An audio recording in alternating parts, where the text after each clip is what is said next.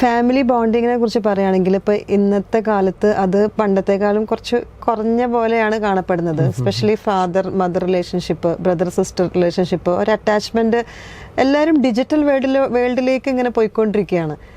അപ്പോൾ ഈ new gen പിള്ളേർക്ക് വേണ്ടിയിട്ട് സത്യം പറഞ്ഞാൽ എല്ലാവരും ഇപ്പോൾ ഡിജിറ്റൽ ഐപാഡ് എന്നുള്ള ആ ഒരു കാലഘട്ടത്തിലൂടെയാണ് പോയിക്കൊണ്ടിരിക്കുന്നത്. ഈ ന്യൂ ജെൻ കുട്ടികൾക്ക് വേണ്ടിയിട്ടുള്ളൊരു അഡ്വൈസ് പറയുകയാണെങ്കിൽ? അതെൻ്റെ ഒരു എക്സ്പീരിയൻസിൽ നിന്ന് തന്നെ പറയാം. എനിക്ക് അവൻ്റെ അപ്പച്ചനുമായിട്ട് അത്ര ഞങ്ങളുടെ ഇടയിൽ കുറച്ച് ടെൻഷൻസ് ഉണ്ടായിരുന്നു റിലേഷൻസിൽ. അതൊക്കെ ഒന്ന് ഹീലായി വന്ന് ഒന്ന് സെറ്റാവുന്ന പിന്നെ അപ്പച്ചി പോയി.